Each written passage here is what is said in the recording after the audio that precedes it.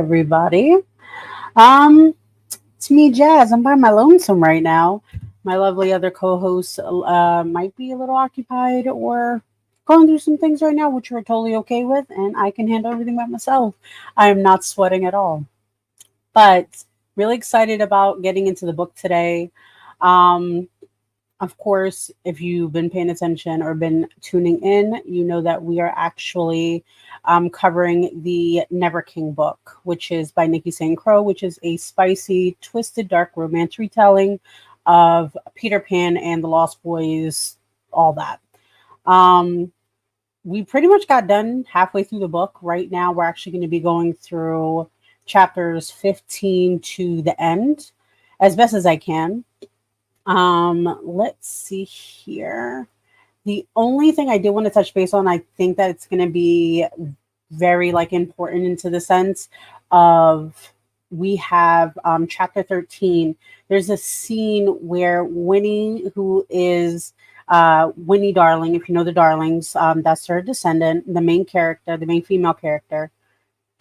She is discussing with Bashakash, one of the twins, who is the fairy princess, um, who are going through the whole thing about how to kill a fairy. And if you know the old idea and the old like theology about it, it's going to be like you have to say you don't believe in them. And she, being a non-believer, she's just like, I don't give a shit. I'm about to say that. He's like, please don't. I will die. Do not do it. So that's why it's important. It's going to be important also later on. We'll get into that. But, pretty much just want to go over some trigger warnings. Just make sure you know if there's anything you feel like it's going to be a little too heavy, please leave, come back, communicate with us. We can always take care of things and move forward from there.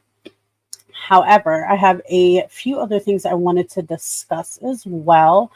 I really enjoyed showing you guys and letting you listen to some of the voice clips because I love the audio more than like actually reading the book. Even though reading the book, of course, is like A1, but I really get into books when I hear the voices and if they connect. Because if they don't connect, it ruins the whole thing, and I don't even want the book.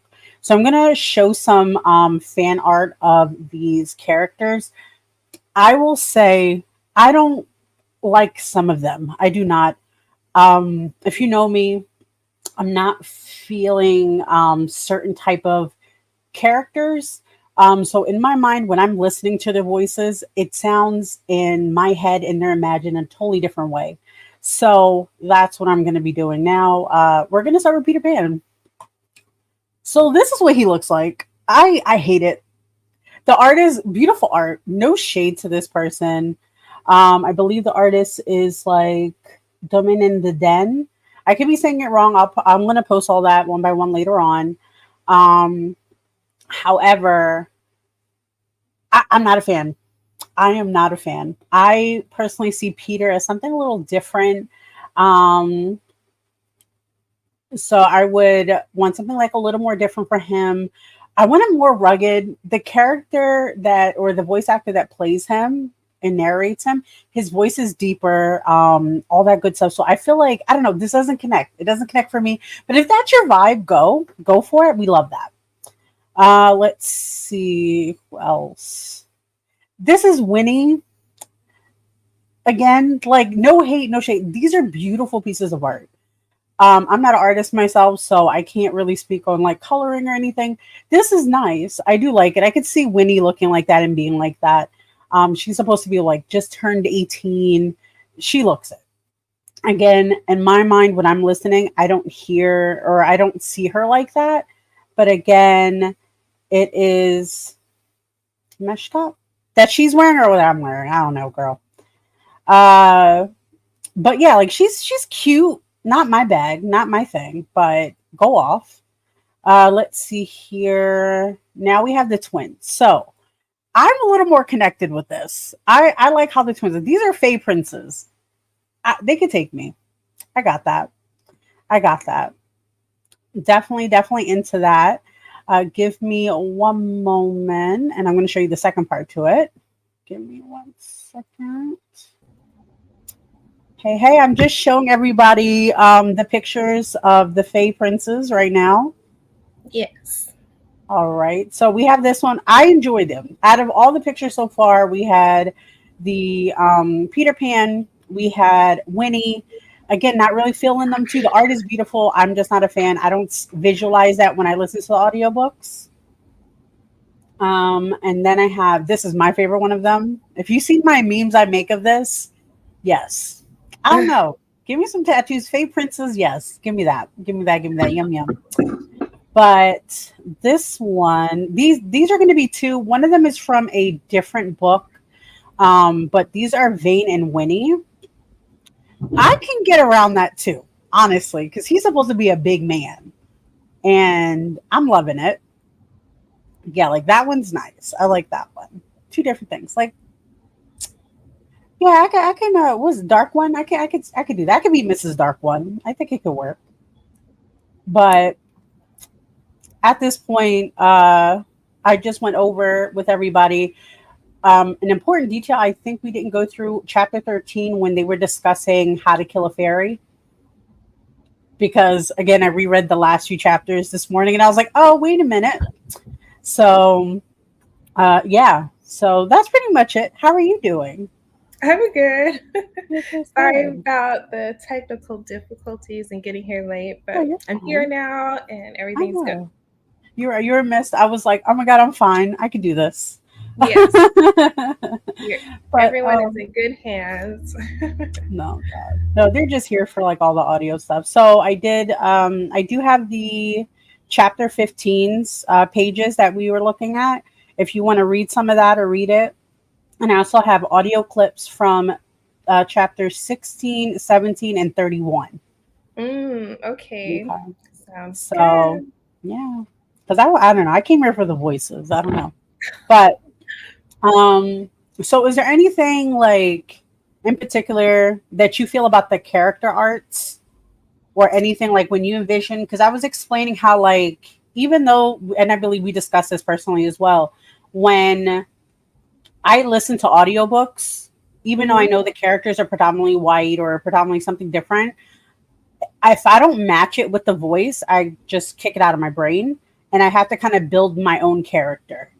So that's why I was saying like with Pan and Winnie, like they just didn't click with me. Bash, Cash, and of course Vane, yeah, like better. Peter, I don't know, he just looks too young for me. Like, I don't think he's that brute that we all think he is. And I'm just like, no, I don't know. Right. I see, like, especially Peter as, like, this rugged, maybe even, like, late 30s, early 40s kind of dude. You know, he's seen some stuff. That's what I think of Pam. And then for Winnie, usually when I'm reading a book, like, the protagonist, I don't usually get a clear picture in my head of what that person looks like. And it might be because like I might be inserting myself as the protag. I don't know. But it was hard for me to visualize her, other than the fact that they talk about how skinny she is all the time, and I'm like, yeah, okay, I get it. Yeah, I couldn't do that. I was just like, no. I think that was one kind of bittersweet thing about the book is that they realize how she was like neglected and all that stuff like that, and they were like, wow, that's crazy, like why would your mom do that? And then there's like one scene in the book where pretty much when he's like, my mom went crazy because you guys don't talk shit about my mom. Like, yeah, my mom's crazy, I could talk shit, you can't talk shit. You can't. And I was like, bet though.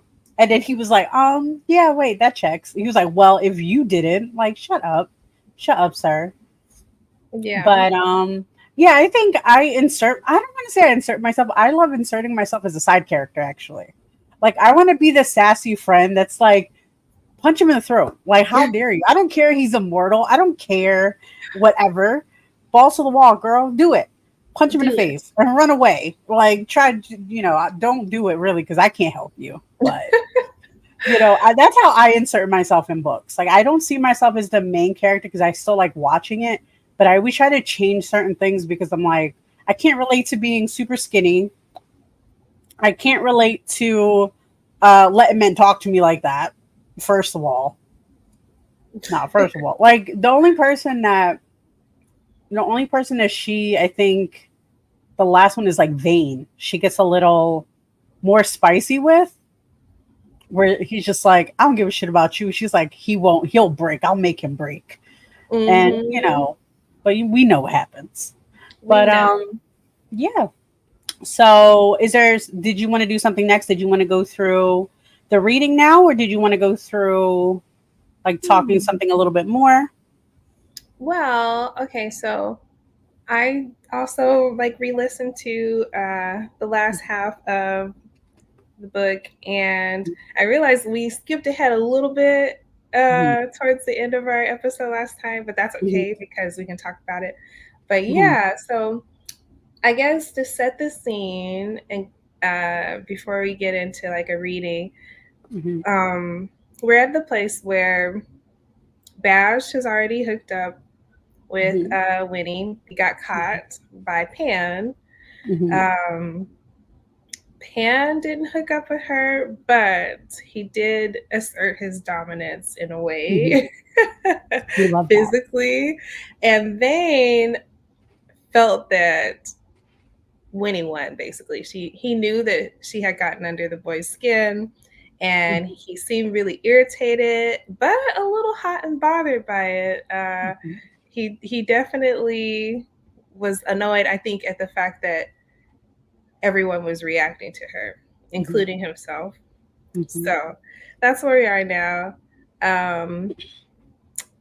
There is a scene where I guess the twins are tasked to babysit Winnie from this point on. So Bash and Cass take her to bed, and not in a scandalous way. They're just chilling, you know. And she talks about how cozy it is to be like in the I love middle. that part. Yeah. So didn't they make it magical for her? Like they made it into a meadow and like a starry night on top, and she was like, "This is nice." I was like, "Damn, I want some Fae Princess boyfriends." Yeah, they used their Fae magic to up. kind of lull her to sleep and give her cozy space. But it was interesting to like listen to that part because we get a little bit more about Winnie's backstory and like the things that she's used to. Like she's not the girl that's been invited to sleepover parties and things like that. So this is the first time that she's stayed over someone's house. I think she mentioned that. And so yeah, she's there. They're very attentive and sweet about it. And she falls asleep, you know, under this magical scene that they kind of glamour for her. So that happened. The next morning, of course, they're making her breakfast because they love to watch her eat breakfast for some reason. And so she gets in, and Vane comes in, and he sees them all kikiing and happy, and he's just like, yeah, I don't like this anyway. So he gets all sassy about it. And instead of like letting it pass, Winnie kind of like gets under his skin too. So I don't know if I should read now because I think I caught everybody up. Let me get that part actually. So I have all three of them. So we're going to start from the beginning. Can you read that? I don't know. Yeah. Perfect. Okay. I'm probably going to skip some words. Yeah. Just so y'all know. Get the meat potatoes. That's what we want. Oh, goodness. Okay, I don't think it's too spicy, so I can probably get through reading this without giggling too much. Okay, so Vane's there. Also, he has one violet eye, one black eye. The black eye kind of represents his shadow self. Well, his shadow, which is a death shadow, by the way. And we find out in these shadows, in these chapters, what each shadow represents. But anyway, Vane has a death shadow, and so he can make people's fears kind of come to life and induce pain on people. It's really bad. But anyway, he comes in, he's really irritated, and his violet eye turns black. Okay, and this is from the perspective of Winnie. I stumble back, he advances on me. Vane, Bash says. Vane grabs me by the back of the neck and drives me into the island, bending me over the counter, forcing my face to the cool stone. I huff out a breath as he presses against my ass and leans over me, his voice in my ear. Do you want to know what I do to pretty little girls like you? Yeah. His Sounds voice is rough and rumbling, the kind of voice you only hear in horror movies, coming out of the throats of monsters. The terror slithers up my back, across my shoulders. I can't stop the whimper coming out of my throat. Vane, Bash says again. Vane is hard at my ass, digging into me, and my heart leaps, tangling with the pulsing terror. I'm scared out of my mind and turned on more than I should be, and I don't know what that says about me. Vane's grip on my neck turns punishing. You wouldn't last 10 minutes with me, he says. Okay, she gets it, Bash says. okay. I'm like blushing reading this. Oh my God. You want me to do this part? Yes, please. I got you. All right, give me 1 second. Okay. This is Vane still talking, and she's like, "Does she? Do you, darling?" He sinks in my meow, and instinctively I arch my back, pushing my ass into him. His hand snakes around to my front and covers my mound. We, everybody, please know these words. We're not going to repeat them after. My knees buckled and Bane grips is sure, and he is not letting me go down. My brain is saying I need to get out of this, find safety, but my body is saying more, more, more. I haven't felt this way in a long time, like I am firmly in my body and enjoying every second of it. I have had so much schmeck. Can I say that sex? Fuck it. We'll figure it out. I had so much sex, I can't count the times that I've never been in the hands of someone who knows what they're doing. Vane's fingers rub my kitty cat, and and I think he might be pushing me more with pleasure than with pain. I pant out against the counter. He shifts his grip on me, and my panties slide over with the heat, and the sensation makes me sag against the counter. More, more. Then suddenly he's gone. And this time I hit the floor. Vader's a fucking tease. He pisses me off so hard. He is. Okay, I'll read this part because you got through the hard part that I was going to giggle and blush through. Also, that was very like sultry. I love it. Thank you. Darling, Bash says as he darts across the counter to crouch beside me. I'm okay. He scoots me up effortlessly and keeps an arm around my waist. I'm still burning with heat, trembling with desire. My panties are soaked now. I look up at Vane. His violet eye has returned to the bright shade of purple. This wasn't about the terror this time. It was about the art of the tease, showing me what he could do with so little effort. I suck in a deep breath and fix my skirt. Bash is warm and solid at my side. Vane regards me with a cool indifference, and I know he wants me to cry or beg. So I do the opposite. Are you allergic to shirts? Bash snorts and buries a laugh. Vane simmers. He's not going to get to me. He's already underestimated me. He gives me one more snarling scowl and then turns and walks away. I can't believe you just did that, Bash says. End scene. Yeah, insane. I think this is such a good part to read as well because this whole thing, if we're knowing from the beginning of the book how Winnie is to now at this point, she's still in survival mode. She believes the best way to gain control and power of the whole thing around her and the situation is to seduce the guys. And the two men are being the hardest. Well, three technically because the other brother is like hasn't done anything yet, but he wants to. And but like Pan is like, nah, we don't fuck you. Like you'll do me, I'll do things what I want to do. And Vane is strictly like, nah, no, I don't want you, girl. It's fine. You can't handle me. But I think it's just like interesting, like she if she doesn't get her way in that situation, she goes straight to humor, which is normal, I feel, for especially people who deal with trauma. Make it funny. Because none of them are ever wearing shirts. Like, what are No. you doing? But Yeah, also, they're always walking around with those shirts. yeah, never. Like, if it's cold, like, does it snow there? I don't think we even have a snow scene yet. I don't think so. Maybe a different I don't island. think so. Yeah, no.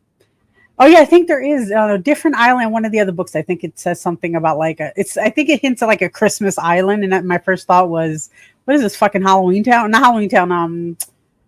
Nightmare Before Christmas. But anywho, so for chapter 15 is pretty much what we're discussing right now. A few other things happen. We have the bonfire that's coming up. Pan, of course, is in his tomb, and the twins are like, hey, and with Cherry is like, hey, we're gonna go to this bonfire, we're gonna fuck it up in a good way. If you don't get in trouble, you can come with us. So he's like, you know, hey Gina. So everybody's like, okay, cool, she's cool, we're not gonna get in trouble. But she also tries Fey wine for the first time. Mhm. And something I want to mention for those Mm-hmm. who are following along with our recap, um, when we say that Peter is in his tomb, so because Peter lost his shadow, which we know from these chapters, it is a life shadow. Now, Vane has a death shadow, and Pan has a life shadow. And because he's not attached to his shadow, a lot of the island is starting to become decrepit. Things are dying or acting more wild than they're supposed to. Like nothing is really set in, nothing's going normal, Mm-hmm. basically. Everything's kind of haywire in the island. And so another like side effect of that is that he can't really come out during the day. He's almost like a vampire. Like, so he Mm-hmm. stays in what they call his tomb, and he sleeps off the day. And when nightfall comes out, then he's able to do what he needs to do. Mm-hmm. So right now, everyone's really active in the treehouse that they live in Neverland, and all the Lost Boys are there. They just have different floors. Um, and of course, like Vane, Bash, and Cass are like the inner Mm-hmm. court, basically I for it. think it's called the loft. I think they stay in the loft part or something. Yeah, Yeah. so they're in one of the Yes, that's what higher they should. points Mhm. because I remember her saying that like from the window she could see like the ocean and Mhm. everything outside. So yeah, That that's sounds what like we a mean. nice. That sounds like a nice ass place, though. I want It to go to that tree house. does. I'll stay It there. sounds really nice. But They also mentioned, oh, this is crazy because like Bash and Cass were talking about the island and the house, and they were saying that they had stolen some men, some like army men, infantrymen or something, to build the house for them. oh, And yeah, they mentioned that they had stolen away some men that had since died, you know, because okay. they're in Neverland and they aren't as tied to the magic. So I thought that was really interesting. That is interesting. I gotta That go back in that part. I didn't even yeah, realize. You know what? Like, I'm there for the spicy. So, like, if they're just like, do, do, do, do, do, do, I don't got time. Like, oh the yeah, amount of times where they're just talk, like the brownie, I fucking hate that person. Every time they talk, they remind me of the Seven Dwarves, just all grumpy. And I'm like, shut up. I don't care. You're yeah. irrelevant. 2 seconds. You had like 2 chapters and you didn't do anything. But No, yeah. he didn't do anything. I guess Brownie's only purpose is to set up the fact that there's a fake court, Yeah. and they still have some kind of power on the island. But yeah, so going back to Jazz, um, so we left off where they're getting ready to go to the bonfire. Is that where we're at? Yes. Yeah. So they're about to go to the bonfire. I do have a clip for that in a moment. But pretty much in the nutshell, she's drunk. She drank the fairy wine. Cherry is like, "Ooh, girl, like we never met a mortal like you who can like throw it back." She's like, "This tastes delicious." She did kind of describe the flavors, and to me, it was like I want to say sambuca something like that. So it's kind of like a lot of citrus, herbs and stuff in it, and like she was just throwing it back, and of course she got very winning, and she's having fun. She finds some random redheaded lost boy. That's his name, redhead lost boy. We don't know who he is, Yeah. and she about to go ham on him. I don't know if she's actually fucking him or she's just like playing with him like she usually does with a few other people. From what I gathered, she's just playing with him. Yeah. Like, and a little dry humping, a little teasing. But can we talk about the fucking the snitch ass fucking Vane? He goes straight to Pan. It's like, let me tell you what they're doing. They fucking down there. Which is crazy because he didn't even wait till sundown. Like the sun was still setting, and he was like, he was waiting. He's like, Pan, let me tell you what the boys did. Like, bitch, shut up. Let them have fun. And that was the thing too, which I also like that they played with. So like he goes to Pan in the tomb. He's like, bro, I'm not even up yet. He's like, I don't give a shit. Let me tell you. Yeah. Let me tell you that they fucking crazy down there, which they're not. He's exaggerating. He's like, shit, we can't trust her. So they were like, he could be fucking, she could be fucking. And he's like, in a monologue, he's like, do I care though? Like, why should I? But he's pissed. He's like, she should be fucking other people. Like, bitch, you didn't even want to fuck her. And he even goes to the thing. He was like, the rule was they don't touch the darlings, the main four, not everybody else. So if they want to do that, they can do it. But slowly, not even slowly, but surely, the moment the sun set, he was out. Mm-hmm. He finds them kikiing, having fun, drinking some ale and some Fey wine. And she's grinding on redhead lost boy number 18. I don't know. And he goes and he's like, I think he says like this thing where it's kind of like what is that, like Freddy Krueger type thing, like 1, 2, Freddy's coming. He does some shit like that. Yeah. And he's like, oh, I'm about to wreck your shit. He goes up, everybody scatters. Yeah. Everybody scatters. He sees Winnie. Winnie doesn't give a shit. She's like, I'm grinding away. The Lost Boy's freaking out. He's like, Pan, I'm so sorry. I didn't know this was your bitch. Like, I'm sorry. I didn't know it was her. And Pan starts punching his chest. He rips her off of him, starts punching in his chest, grabs his heart, rips it out, and just like squishes it. And then like he's just covered in blood. And Winnie's first fucking reaction is like, I need to leave, but this is also hot. And I'm like, same, but bitch, what was the reason? That poor boy did not do anything. He was just living his life. Yeah, it's crazy because like even I think it was one of the twins was like, I know that we're not supposed to touch her. Like I feel like everybody was vibing and everybody's cool except for Vane. So I'm like, is he jealous right now that it's not him? I think that gets more evident, especially like later on. In like one of the chapters, he's the only one to be like, hey, yo, maybe not. How about that? And they're like, bitch, we have shit to do. He's like, but maybe not. Why? He doesn't even say anything. He picks her up and leaves. But anyway, that's a little later. This is the clip I have from that heart scene. This is after. When I turn back to the darling, a heart in my hand, her eyes are full of tears. Good. She needs to know. There are no white knights here. Just monsters. And I. When I turn back to the darling. Yeah, pretty much he says, she's crying. She looks distraught. I'm into that. She needs to know, no, there's no good guys here. We're only monsters. And I'm the worst one. And I'm like, say less. I can change him. Ridiculous. I can change him. I can change him. I can change him. He's like, you know what? I don't want to change him. I don't. I want to flirt with another person just for fuckery. And I'm like, oh, well, maybe we shouldn't have flirted back. That's so toxic. I don't care. I don't care. It's ridiculous. It's ridiculous.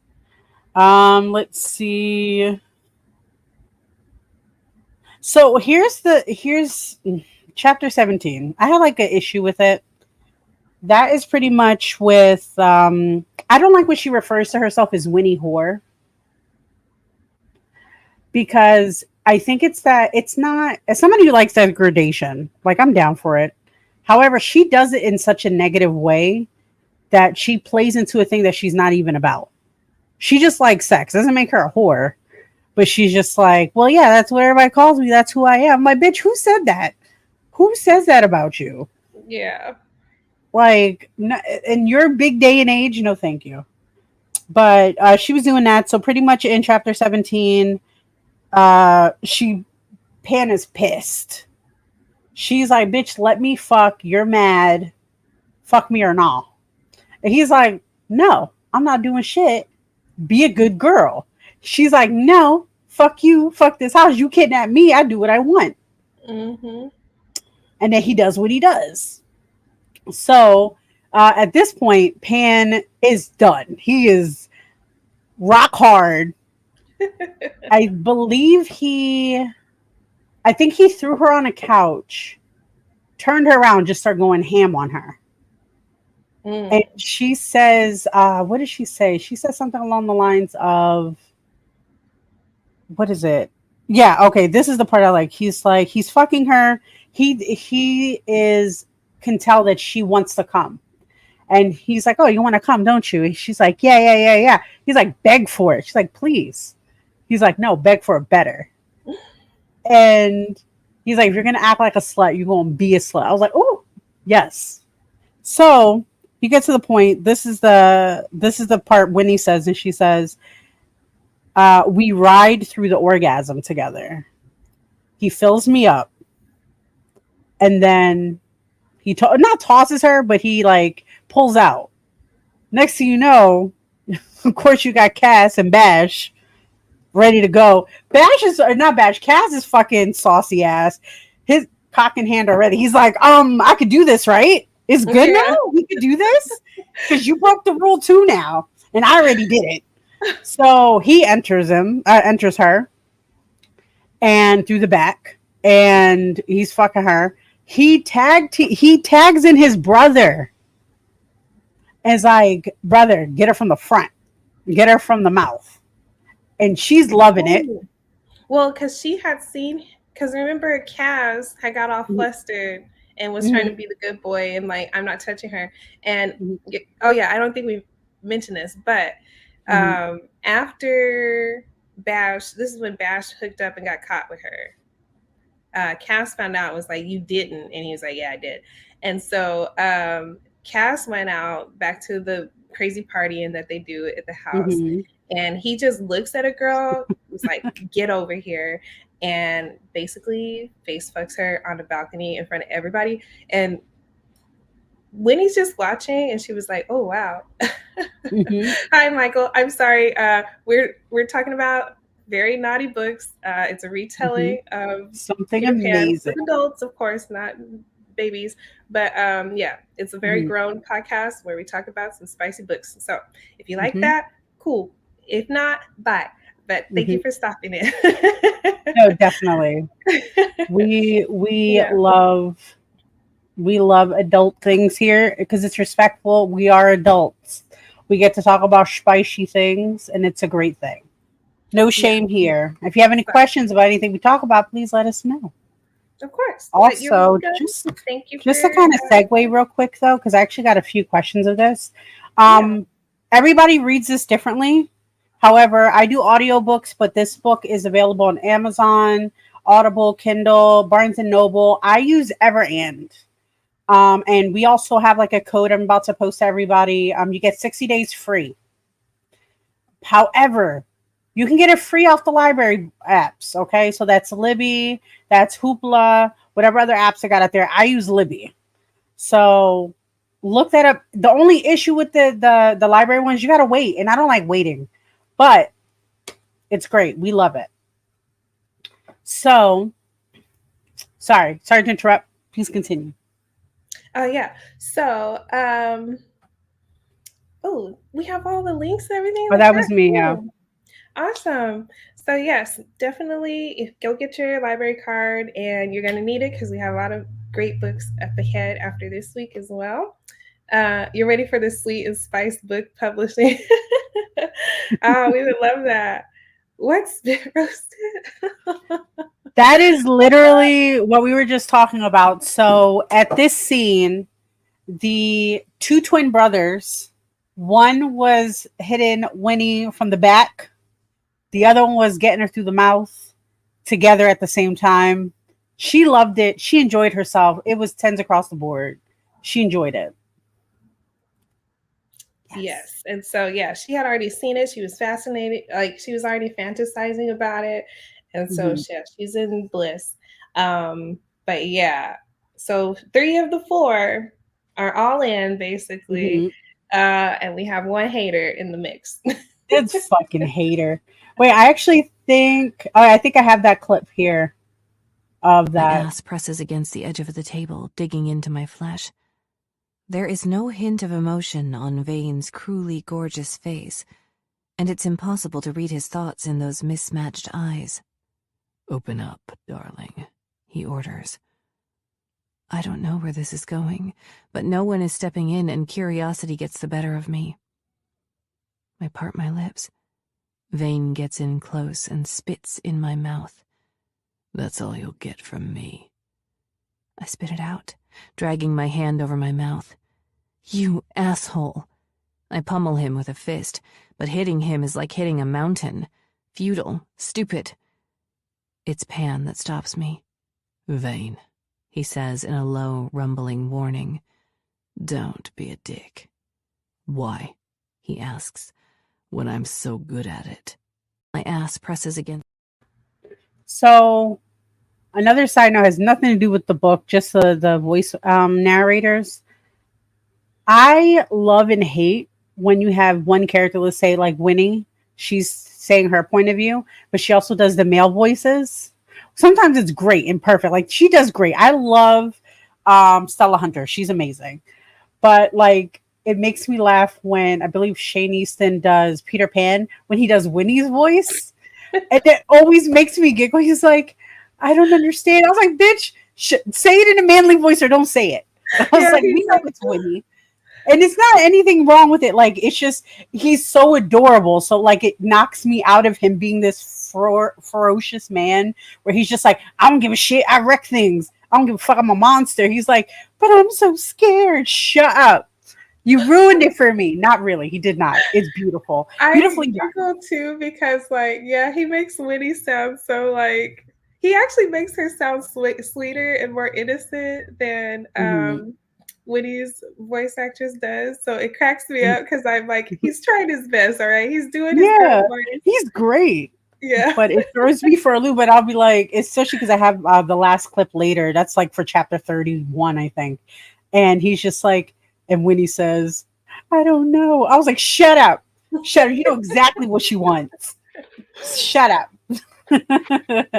But yeah, so Vane, of course, if you listen to the clip, everybody pretty much had their way with her, except for Vane.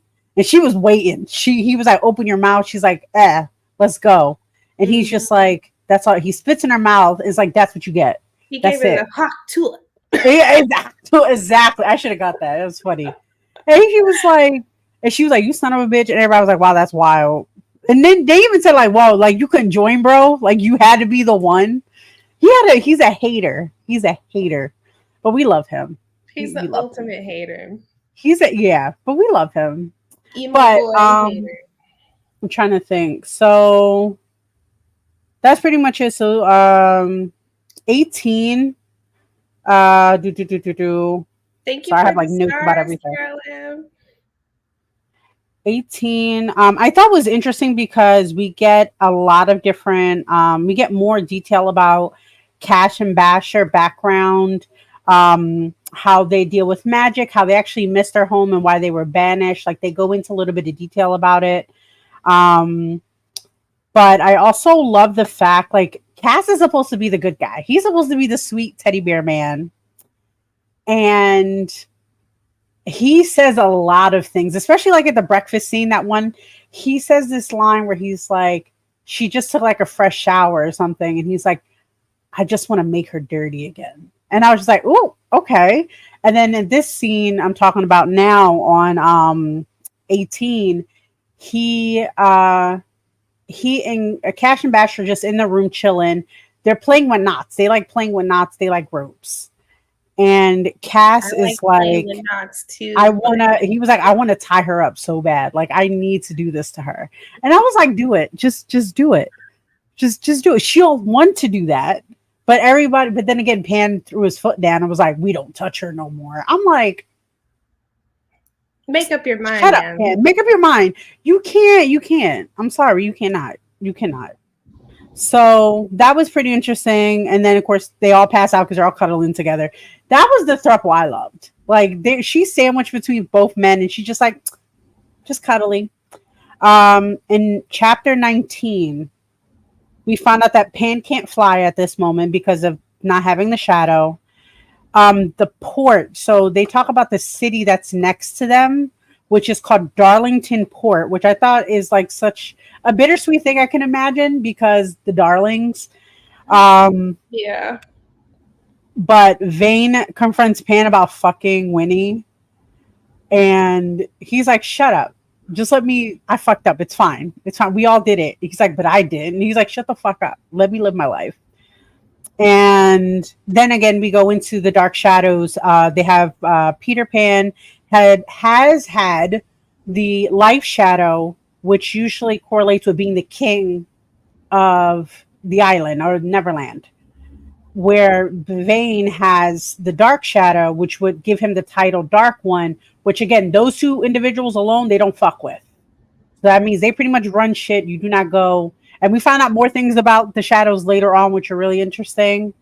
But since everybody just got fucked or didn't or frustrated, now they're going to go kill some pirates. Not really relevant, honestly. Yeah. They're But like, I wanted to mention the lore behind Darlington and the name. mm-hmm. So there is mention in Brownie's chapters, because I know you hate them. I fast forward. I ain't gonna lie. But I like them because they do, like, it's like a lore dump. Like, it's only there so that you know about Neverland and what's going on, like the important players of why it is what it is. So Darlington, there's some beef between the Fae Court and Peter, Pam. Mm-hmm. So, and the twins. So in these chapters, they mention the great demise, the thing that got Peter on the bad side of the Fae Court, and the thing that got Bash and Cass on the bad side of the Fae Court. The queen of the Fae Court is actually Bash and Cass's sister. And it wasn't always that way. Their mom, I think, was the queen before. Well, like, yeah, her mom used to be the ruler, right? Who, no, it was Pam? their dad. But okay, so anyway, Bash and Cash are banished because they killed their dad. Mm-hmm. They murdered him. And they don't regret it at all. They don't. Like, they regret not being able to be around their sister, you know, and disappointing her. I thought that was sweet. I wouldn't say regret. They're sad that they disappointed their sister and they put her through some trauma. They do not regret killing their dad at all. And they, from what they described, they just gutted him and was like, "Yep, we did it." And there was no remorse, no nothing. It had to be done in their eyes. And the one rule that they have in the Fae Court is that we don't kill other Fae like that. We don't do that. We'll punish you. We'll do what we have to do, but we don't kill each other. And so that's why they're banished. Well, Pan has beef with the Fae Court because of Tink. Well, Tinkerbell, even in past lore and outside of this book, well, she's in love with Pam. And so she fell deeply in love with Pan in the way that Fae do, where it's completely obsessive. And Pan was in love with his first darling. And because Tinkerbell is Tinkerbell, she let him know that he's never gonna get to love her ever. And she was jealous, and so she made it so that she murdered the darling, basically. Mm-hmm. And it broke Pan's heart because he was very loyal and in love, like pure love with that darling. Mm-hmm. And I forget, but somehow that darling knew that Tink had taken the shadow, and the darling hid the shadow, right? Isn't that right? Yeah, it was a coup. That's right. Just to put a little bit, um, in a nutshell, just like she said, Tink was obsessive in love with Pan, worked with the darling. We don't know why they did this, but like Tink had her own motives, but we don't know why the darling did it. So the darling agreed to take the shadow from Pan and hide it. Then Tink killed her. And in a fit of rage, Pan killed Tink. Yes. And there's And one he way just to kill, Faye. Mm-hmm. And I'm not gonna say because I'm. I know. Oh, I will. if you know, you know. If you know, you know. Yeah. If you watch Hook, you know because they did it in that one scene. Yeah, there's a sentence as you say in the lore, and you don't believe in la la la, and if you say that, the fairy will drop dead, and like that's how Tink died. Oh, my heart was so sad. Like I know she probably deserved it, but at the same time, I know. Yeah, and like Pan, as much as he's angry at Tink, like he has a lot of genuine like hurt around the whole situation. Like there's such a deep betrayal that he just can't let it go. It's so terrible. But the town is called Darlington, and I'm guessing that's a hint towards the love that he actually had for that darling. So I think so too. Yeah. I think that's something because from the lore alone too. So Peter Pan's supposed to be childlike, innocent, always like that, and for him to make that grown up type situation, like I'm in love, I'm committed, because he was like that's my girl, and we find that out later in books too. Like, and I think that's something else. Which, if you guys really interested in knowing the full story, definitely read the books. Because it gets juicy. This is the tip of the iceberg, y'all. Just a tip, like just put it this way: darlings be darlining, they be doing things, and these men don't know how to act. These men are like, "What do you mean? What do you mean you love me, right?" And the other one's like, "But I love her too," and she's like, "Meh. I might get another one. Bye." Like, bitch, why? But go off though. We're not shaming. Go off. But it's such so that whole situation was really interesting to see. Especially because you still see he lost his friend and the love of his life. Because that was somebody who was loyal to him this whole time, whatever, and it's crazy to have that. Even now, like I said, to kind of push through. Nothing, I don't know. Do you think anything really kind of connects with anything further? I think the only other big story is when Tilly comes. And Tilly is the twins and Tink's relation. That is the sister/daughter of Tink. She comes, and her pretty much mission is to help Peter get to take care of that, to find the location through the ancestors. Found out that not only did all these people get killed, but Darlings had, the original Darling had a little sister that witnessed everything. So that's where Winnie and her lineage comes from. So she was saying that's why we do this.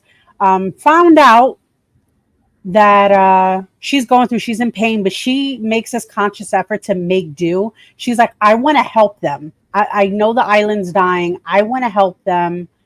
And Vane, everybody can't watch. You're just like, we don't want to see our girl get hurt. Mind you, none of them's claimed her. Nobody says they loved her. Nobody said anything, but they're just like, Tilly's there to look into the memory. So she has the exactly. ability to see the memory and, report everything that she's seen, but it's very painful for the darlings. Exactly. But we find out later on, after she's trying her best to make do and like go through the pain, because it's like splitting her skull. Like she's in pain. And everybody wants to stop, but they don't say anything. Vane just like grips her up, is like, no, not my baby. Which everybody was surprised. They were like, out of everybody, he did it. He's like, not my baby girl. We're going over here. And he says something really kind of sweet to her too, where she's like, no, I can do it. Let me do it. Let me help. And he's like, the mighty oak thinks it's strong, even though a man has an axe or something like that.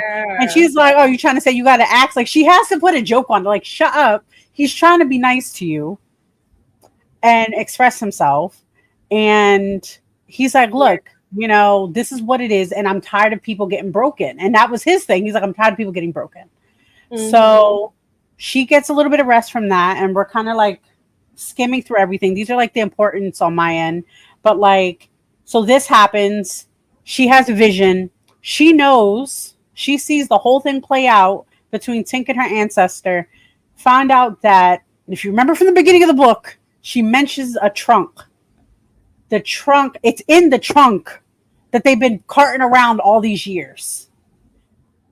They all go into the situation. They go straight over to her mom's house. And also, to backpedal just for 1 second too, another good thing I like, and I want to bring up that Peter, this all shows you like how kind-hearted he is. When Mary, who is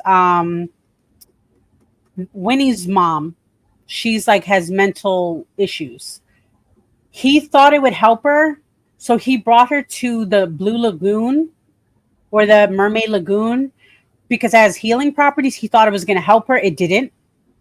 But the fact that he tried, and again, this is going back to now we're meeting up with her again. She's still mad. She's still crazy a little bit. She's being pretty much like held at knife point by the brownies. And they're just like, we don't care. We knew where it was the whole time. This was all a fucking ruse. Like, we were just destroying them because we didn't want nobody to know where it was at because we don't want you to be king.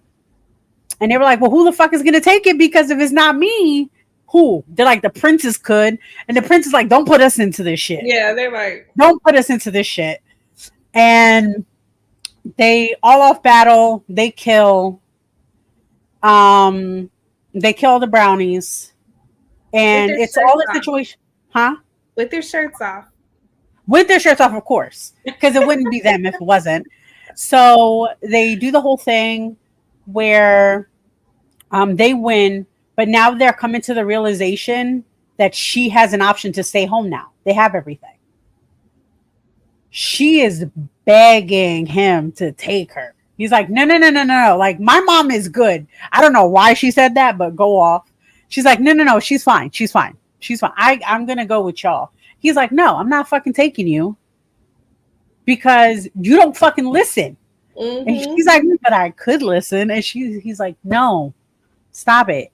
Make the right choice. But mind you, he's saying those words, but in his inner monologue, he's literally saying, I want her to come with me. Like, I ate. Like, they're all like, oh my God, my heart is going to bust if she doesn't come with us because they want her to be there. But also, like, it's also kind of nasty where he, like, I actually have this. I'm about to play this right now. It's going to be one of our... My first instinct is to leave her here. Whatever is waiting for me in Neverland, it won't be good. You'll be safer here. Her gaze hardens. Safer is not what I want. I have a sudden flash of bending her over the table. Pretty darling girl wants dark, vile things done to her. I would be lying if I said I didn't want that too. I want her wrapped around my... The moment I met her, I knew she was different. I don't know what it is about her, but it reminds me of something old and forgotten. I have rules, I tell her. Rules that are meant to be followed. She smiles sweetly up at me, and I know already that she'll be trouble if I bring her back. I can follow rules. Yes, but will you? My first instinct is to leave her here. Whatever is waiting for me in Neverland, it won't be good. So, pretty much this is like the second to last chapter. I think there's like a few more after, but pretty much this book ends with she's returning.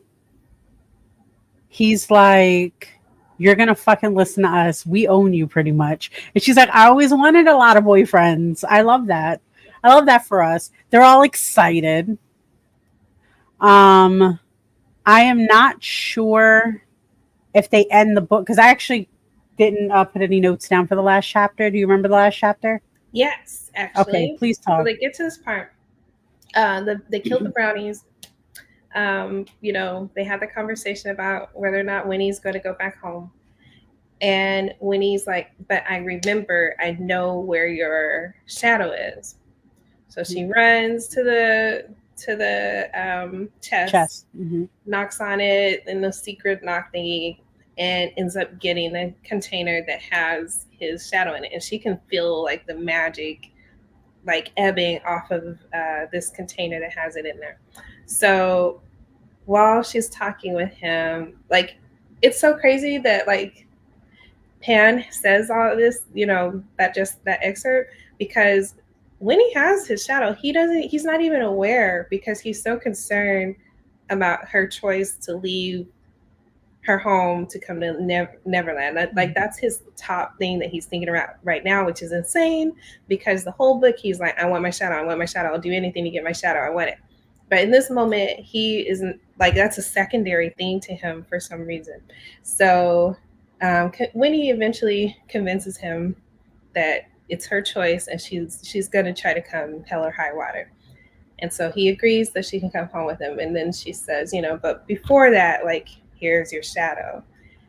And he like snaps back into it and he's like Peter again. He's like this ruthless being. He's like, oh yeah, I got my shadow. That shit's about to go down. So he's really excited.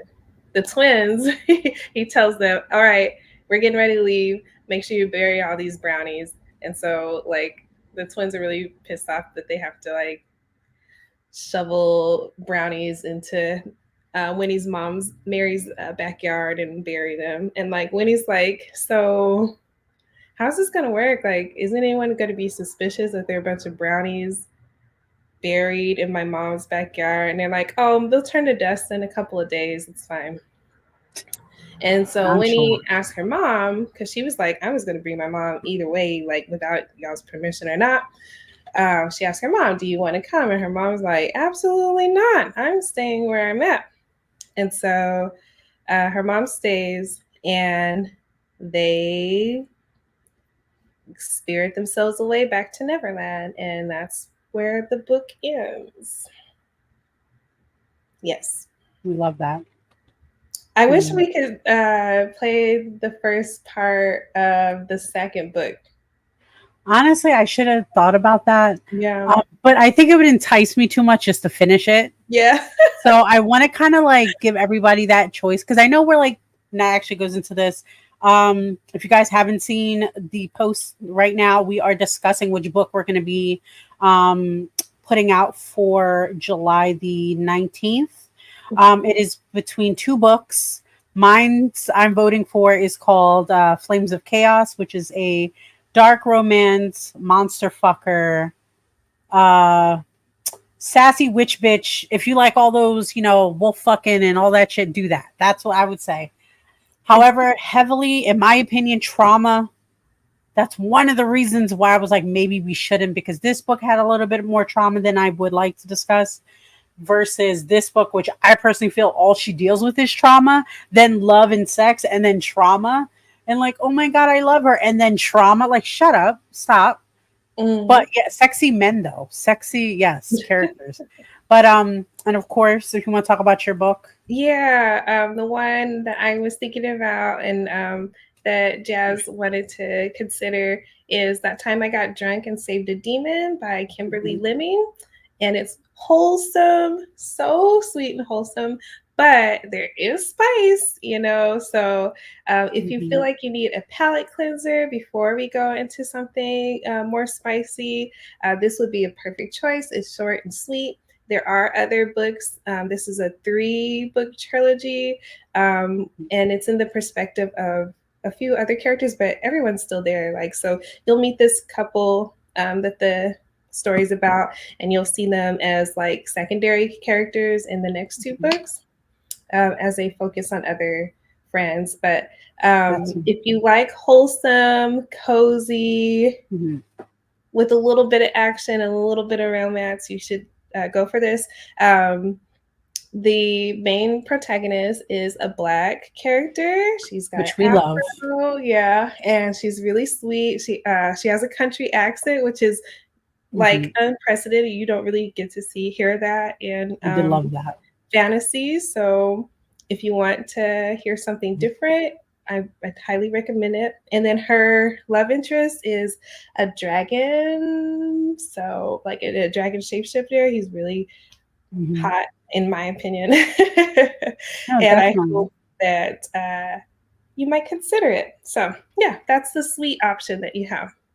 Perfect. I did post that information. You guys can go to our pages and you can kind of vote that way. We'll try to tally up. I think right now, though, I think everybody's leaning toward the sweet, which honestly I'm happy for, because I don't think I could relive reading my book one more time, even though I read it like 3 and I'm just like, I'll just bitch about it another time. However, and also if you love this book or more interested, and the story gets so good for the Never King or the Vicious Lost Boy series, which is what we're talking about. The next one, I believe, is the Dark One, which is going to go into Vane a little bit more. And a lot of things happen. A lot of fucking... so good. You really, if you've read the first book and you've rocked, there's a new character. There's a new character. His name's Croc, and I love him, and I would never change him. I would never change him. And Scary Hook, you need to hear a little bit about Hook too. So yes. And Hook and Shmi, my bitch Shmi. Shmi. Oh my god. Okay, we're talking too much. Well, read the books. Read the books. Anyway, so just to kind of round everything up, please guys connect with us. Of course, we're on all these fancy social medias. Everything Nymphs Allure. Just find it. Google it somewhere. We're there. That's us. That's it. And of course, make sure that you are following our lovely Miss Jasmine and all those fancy social medias. Again, if you look up any of our names, I feel like everything comes up. I think we're that cool these days, you know, especially you're everywhere, girl. Got babies. Of course, me, I am Miss Jazelle pretty much on everything, including Twitch, where I stream games and everything like that. My other podcast, Actually Speaking, which is going to be debuting soon. And of course, my 18 plus spicy stuff is going to be talking on Obey Miss J only. Please stop asking me on my regular ass thing. You got to start paying me, I swear. Anyway, also, show some love to our peoples. We have the gang here, of course, everyone at HNIC, Head Nerds in Charge, all network on all platforms, along with us being the flagship show for Unicorn Universe Network. We love it. We love being a part of this big family. We love everybody, and continue to not only support us, support the artists, support the free libraries. Get the books free, guys. Don't do what I do. I pay for everything. Why did I not use my own library card? I don't know. Support our peoples and everybody. Paying for the books also supports the authors. So either way, no, definitely. No, don't listen to me. You know what? Actually, buy 2, donate 1. How about that? Buy 2, donate 1. Lots of love, everybody.